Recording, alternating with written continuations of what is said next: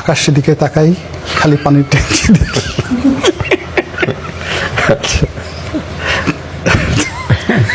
তো এরকম ঘটনা মানে আপনারা মানে সাক্ষী অনেক অনেক অসংখ্য ঘটনা। তো এখন ওই যে দেখেন, তো এরকম চাপের মধ্যে পড়লে কোনো সাংগঠনিক ক্ষমতা থাকে না।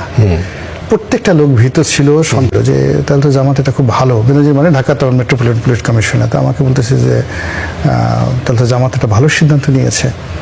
তো চিন্তা করেন যে তারা বেনজির সাহেবের মতো মানুষকে কনভিন্স করে ফেলছে যে জামাত এখন দাওয়াতি কাজ করবে। কিন্তু বিএনপির লোকগুলো আসলে ওই কাজ না করে তারা যারা রাজনীতি করার চেষ্টা করছে এদেরকে প্রথমে একটা মামলা দিছে। তো একটা মানুষের যদি 200, 300, 400 মামলা হয়, ওর ঘুম আসে না, ওর কবিতা রচনা হয় না, ওর শয়নের স্বপ্নে সারাদিন শুধু ডান্ডা বেরিয়ে দেখে। আমাকে একদিন সেই রাত্রি 12টা 1টার সময়, সেই 2013 সনের দিকে, বিএনপির খুব বড় নেতা, আমি বলবো না নাম, তা আমাকে বলতেছে, রনি বলেন তো, আমি তো ঘুমাতে পারতেছি না। বলে কেন? বলে আমি শুধু শয়নের স্বপ্নে ডান্ডা বেরিয়ে স্বপ্নে দেখি, কবে আমার এখান থেকে ধরে নিয়ে যায়। সারা জীবন রাজনীতি করছি, প্যান্ট শার্ট পরছি, তা ওই কয়েদির পোশাক পরা, হাতে পায়ে ডান্ডা বেরিয়ে পড়া, ওই অবস্থা আমাকে কোর্টে উঠাচ্ছে, এটা দেখতে কেমন লাগবে। এই টেনশনে আমার খাওয়া দাওয়া সব বন্ধ হয়ে গেছে। কি পরামর্শ দিলেন? না, আমি শুধু শুনলাম সেই কথাগুলো। মানে আমি এটা বললাম যে এরকম একটা সাইকোলজিক্যাল অবস্থা 2013 সনে হলো। তো 13 সনে যদি এই অবস্থা হয়, তাহলে 15, 16, 17, 18 সনে কি অবস্থা হয়েছে। একটা ছোট্ট কাহিনী বলি। বিএনপির খুব সাহসী নেতা, যে কজন আছে, ওয়ান অফ দ্য টপ 3 সাহসী নেতা।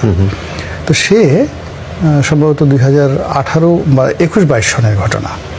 তা আমি তার সাথে আমার রাস্তায় দেখা, সে দেখি আনমনা হয়ে আকাশের দিকে তাকিয়ে আছে। তা আমি এটা ধাক্কা দিলাম যে, ভাই কি হলো, আপনাকে তো কোনোদিন এত অমনোযোগী দেখি না। তো বলি, রনি ভাই, গতকাল রাত্রে যে ঘটনাটা ঘটছে আমি ভুলতে পারতেছি না।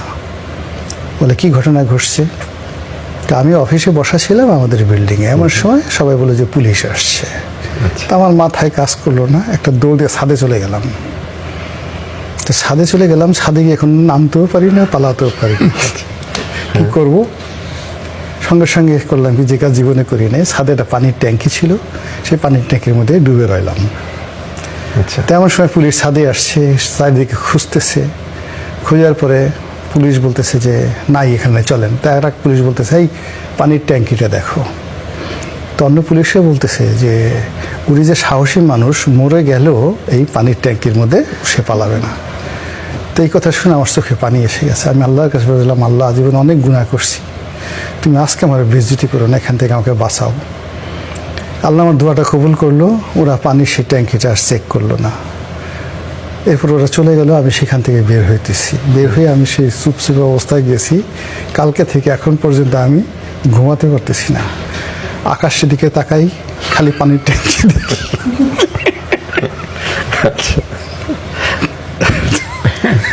তো এরকম ঘটনা মানে আপনারা মানে সাক্ষী অনেক অসংখ্য ঘটনা। তো এখন ওই যে দেখেন, তো এরকম চাপের মধ্যে পড়লে কোনো সাংগঠনিক ক্ষমতা থাকে না। প্রত্যেকটা লোক ভীত ছিল, সন্তুষ্ট ছিল। এখন যে সমস্ত লোক লাভ দিচ্ছে, এরা সবাই পুলিশের একটা বাঁশি শোনার সঙ্গে সঙ্গে চিত হয়ে পড়ে যেত। এটা হলো রিয়ালিটি। এদের অর্থনৈতিক ভিত্তি, ব্যবসা বাণিজ্য নষ্ট হয়েছে, অনেকের ঘর সংসার নষ্ট হয়ে গেছে, অনেকের ছেলে মেয়ে অমানুষ হয়ে গেছে, অনেকের মা মারা গেছে, জেলে গেছে, মায়ের লাশটা পর্যন্ত দেখতে পারেনি। ফলে তারা ভগ্ন হৃদয়, ভগ্ন শরীর। ফলে এই অবস্থাতে একটা আইসিইউ রোগীকে যদি আপনি বের করে বলেন এটা দৌড় দাও, হ্যাঁ, বা মাইক টাইসনের সাথে একটু মারামারি করো, তখন ওর জন্য যেরকম একটা অবস্থা হয়ে যায়। এখন এই যে বিএনপির লোকদের কাছ থেকে যদি আপনি খুব বেশি সেই এখন চেঙ্গিস খানের সেনাবাহিনীর মতো আচরণ আশা করেন, তা হবে না। এরা যেরকম কাজ সেরকমই করতে চায়। ফলে কোনো সাংগঠনিক কোনো কিছু নেই, নাথিং, কোনো কিছু নেই। আচ্ছা, এম এ আজিজ, আমরা একটু অন্য আরেকটা প্রসঙ্গে কথা বলতে চাই। তেলের দাম আজকেও ঢাকা বিভিন্ন জায়গায় বন্ধ করে দিয়েছে। রাজশাহীতে আমরা দেখলাম যে পাম্পগুলো বন্ধ হয়ে গেছে, অনেকগুলো পাম্প। ঢাকার বাইরে লম্বা লাইন, একটা আতঙ্ক ছড়িয়েছে। আজকে একটু আগে, আমি শোতে আসার আগে দেখলাম যে নিউজটা আসলো, ফিলিপিন্সে তারা জরুরি অবস্থা ঘোষণা করা হয়েছে, মানে তেল সংক্রান্ত ইস্যুতে। বাংলাদেশে স্থানীয় সরকার মন্ত্রী বলেছেন যে যুদ্ধটা আমাদের খুব ক্ষতি করছে, তেলের দাম বাড়বে, জিনিসপত্রের দাম বাড়বে, এগুলোকে সয়ে নিয়ে আমাদেরকে সামনের দিকে এগিয়ে যেতে হবে।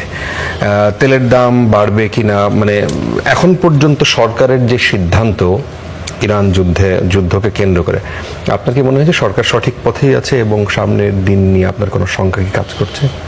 দেখেন, সরকার কি করবে বলতে পারবো না, কিছু করার নাই।